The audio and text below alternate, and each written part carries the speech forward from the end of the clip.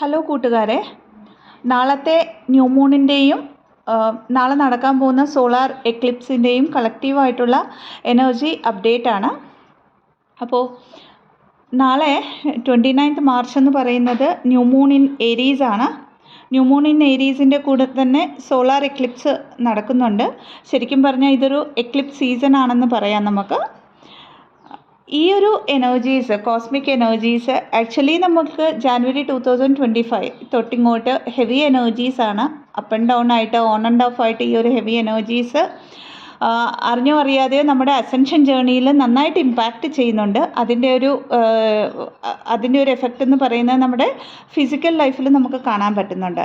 എന്നാൽ ഈ ഒരു ന്യൂ മൂണിൻ്റെ എനർജിയുടെ എഫക്റ്റ് എന്ന് പറഞ്ഞാൽ മിനിങ്ങാന്ന് തൊട്ട് നമുക്ക് നമ്മളുടെ എനർജറ്റിക് ബോഡിയിൽ ഫീൽ ആവാൻ പറ്റുന്നുണ്ട്. അപ്പോൾ ഇതിൻ്റെ കൂടെ തന്നെ നമുക്ക് മെർക്കുറി റെട്രോഗേറ്റ് നടക്കുന്നുണ്ട്. അതിൻ്റെ കൂടെ തന്നെ വീനസ് റെട്രോഗേറ്റും. അപ്പോൾ ഈ കോസ്മിക് എനർജീസ് ഇത്രയും ഇൻറ്റൻസ് ആയതുകൊണ്ട് തന്നെ നമ്മളുടെ ഒരു എനർജറ്റിക് ഫീൽഡിലും അതിൻ്റെ ഒരു ഇമ്പാക്റ്റ് ഒരു ഡിഫറെൻ്റ് ആയിട്ട് ഇൻറ്റൻസ് ആയിട്ടാണ് നമുക്ക് ഇപ്പോൾ ഫീൽ ചെയ്യാൻ പറ്റുന്നത്.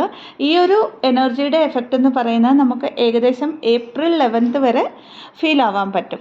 അപ്പോൾ കളക്റ്റീവിൽ ഈ ഒരു ന്യൂ മൂൺ നമ്മളെ പഠിപ്പിക്കുന്നത് ഈ ഒരു എക്ലിപ്സ് സീസണിലെന്ന് പറഞ്ഞാൽ നമ്മളോട് ഒരു ഹോണസ്റ്റി, റാഡിക്കലി നമ്മളോട് ഹോണസ്റ്റ് ആയിരിക്കാനായിട്ട് തടസ്സം വരുന്ന എല്ലാ തരത്തിലുള്ള ബ്ലോക്കേജസിനെയും സർഫേസിൽ കൊണ്ടുവരിക എന്നുള്ളതാണ്.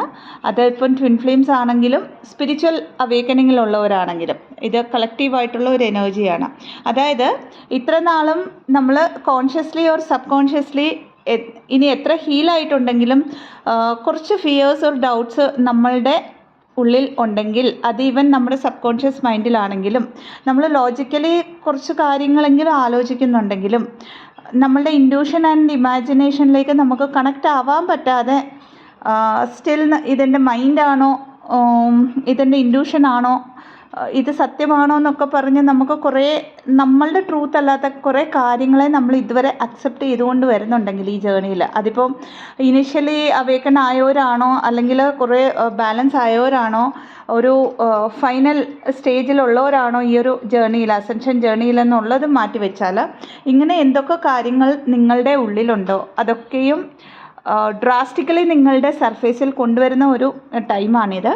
ഇതിൻ്റെ കൂടെ തന്നെ നിങ്ങളുടെ സെൽഫ് വർത്ത് ഇഷ്യൂസ് സർഫേസിൽ വരുന്ന ഒരു സമയം, നിങ്ങളുടെ ട്രൂത്തിനെ നിങ്ങൾ ക്ലെയിം ചെയ്യേണ്ട ഒരു സമയം. അതായത് ഇതുവരെ നിങ്ങളുടെ ട്രൂത്തിന് വേണ്ടി ഒരു വോയിസ് എടുക്കാത്തവരാണ്, ഒരു ആക്ഷൻ എടുക്കാത്തവരാണെങ്കിൽ അതൊരു കോസ്മിക് എനർജീസിൻ്റെ ആ ഒരു എനർജിയുടെ ഇഫക്റ്റ് കൊണ്ട് തന്നെ ഓട്ടോമാറ്റിക്കലി ആ ഒരു എനർജി സിങ്കിങ്ങിലേക്ക് നമ്മൾ വരും. അതായത് നാച്ചുറലി നമ്മളുടെ ഉള്ളിൽ നിന്നും തന്നെ നമ്മുടെ ആ ഒരു സെൽഫ് റെസ്പെക്റ്റിന് വേണ്ടി, സെൽഫ് വർത്തിന് വേണ്ടി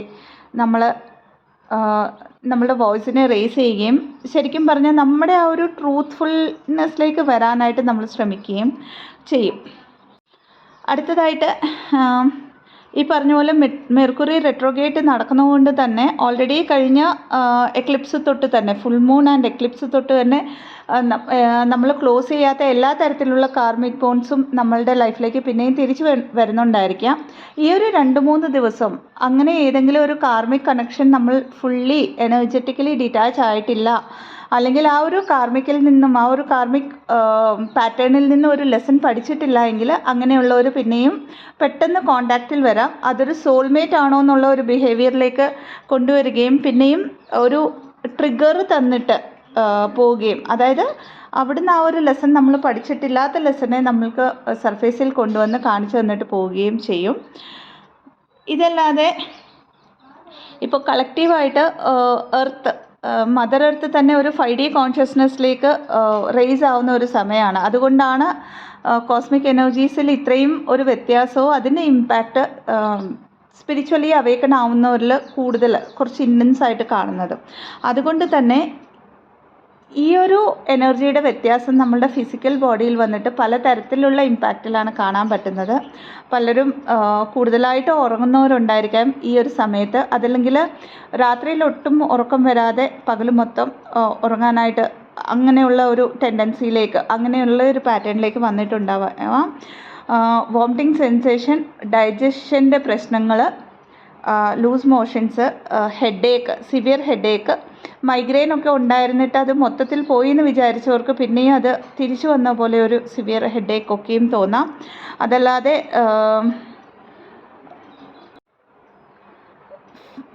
ഒരു പനി, ഫീവർ വന്ന പോലെ, ഒരു പ്രത്യേക സമയത്ത് ബോഡിയുടെ ടെമ്പറേച്ചർ അപ്പ് ആൻഡ് ഡൗൺ ആവുന്നത് പോലെ, തലകറക്കം പോലെ ഒക്കെയും തോന്നുന്നുണ്ടെങ്കിൽ മനസ്സിലാക്കുക അത് ഈ ഒരു എനർജിയുടെ ഇൻറ്റിഗ്രേഷൻ നമ്മുടെ ബോഡിയിലേക്ക് നടക്കുന്നത് കൊണ്ടാണ്.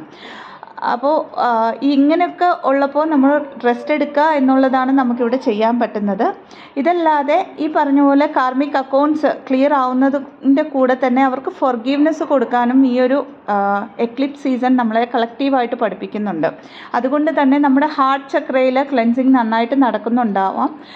അല്ലെങ്കിൽ ഹാർട്ട് ചക്രയിൽ നല്ല പൾപ്പിറ്റേഷൻ, അതായത് ഹാർട്ട് ചക്രയിൽ പെയിൻ വരാം, പെട്ടെന്നൊരു പേർജിങ് വന്നിട്ട് പോയതുപോലെ തോന്നാം. അതൊക്കെയും ഈ ഒരു ഫോർഗീവ്നെസ് കൊടുക്കാത്ത ഓരോ അക്കൗണ്ട്സ്, ഓരോ കാർമിക് അക്കൗണ്ട്സ് ആവാം, ഓരോ സിറ്റുവേഷൻസ് ആവാം, അതിനെയൊക്കെയും യൂണിവേഴ്സായിട്ട് നമുക്ക് ക്ലെൻസ് ചെയ്യുന്നത് കൊണ്ട് ആണ്. അപ്പോൾ ഇവിടെയൊക്കെയും ഈ ഒരു ഹീലിംഗ് നടക്കുകയാണെന്ന് മനസ്സിലാക്കിക്കൊണ്ട് അതിനെ അണ്ടർസ്റ്റാൻഡ് ചെയ്യുക, അതിനെ അക്സെപ്റ്റ് ചെയ്യുക എന്നുള്ളതാണ് നമുക്ക് ചെയ്യാൻ പറ്റുന്നത്.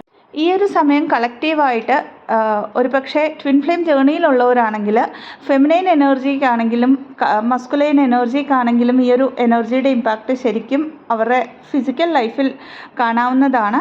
അതേപോലെ തന്നെ അവരെ ശരിക്കും റീതിങ്ക് ചെയ്യിപ്പിക്കുന്ന ഒരു സമയമാണിത്. അതായത് എൻ്റെ ലൈഫിൽ എന്താണ് ഇമ്പോർട്ടൻറ്റ്, ഞാൻ എന്തുകൊണ്ടാണ് ഈ പാറ്റേൺസിലൂടെ ഞാൻ പോകുന്നത്, എൻ്റെ ട്രൂത്ത് എന്താണ്, ഇത് രണ്ട് കൗണ്ടർ പാർട്സിനും റീതിങ്ക് ചെയ്യിപ്പിക്കുന്ന ഒരു സമയമായതുകൊണ്ട് തന്നെ ഒരു ടൈം ആൻഡ് സ്പേസ് അവിടെ ആവശ്യമുണ്ടെങ്കിൽ എനർജറ്റിക്കലി അവിടെ ഒരു സ്പേസ് കൊടുത്തിട്ട് ഹീലിങ്ങിനായിട്ടുള്ള ഒരു സ്പേസ് എടുക്കുക എന്നുള്ളത് ഇവിടെ പ്രത്യേകിച്ചും ചെയ്യേണ്ടതാണ്. ഈ ഒരു എക്ലിപ്സ് എന്ന് പറയുന്നത് നാളെയും മറ്റന്നാളും 29th ആണ്. ഓഫ് കോഴ്സ് അതിൻ്റെ ഒരു ഇമ്പാക്റ്റ് 30th കാണും. ഈ 2 ദിവസങ്ങൾ ട്വിൻ ഫ്ലെയിംസിൻ്റെ എനർജീസ് വളരെ സെൻസിറ്റീവ് ആയിരിക്കും.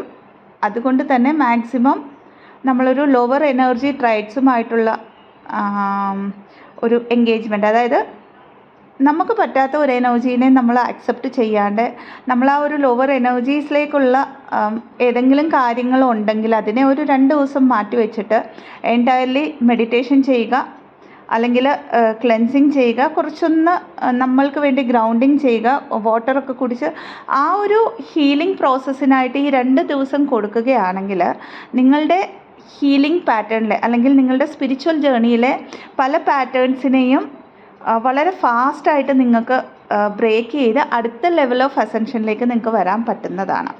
അതായത് ഈ ഒരു എക്ലിപ്സിൻ്റെ ഒരു ഇൻറ്റൻസ് എനർജീസ് ആയതുകൊണ്ട് തന്നെ ഹ്യൂജ് എനർജറ്റിക് ഷിഫ്റ്റ് ആയിരിക്കും ഈ 2 ദിവസം.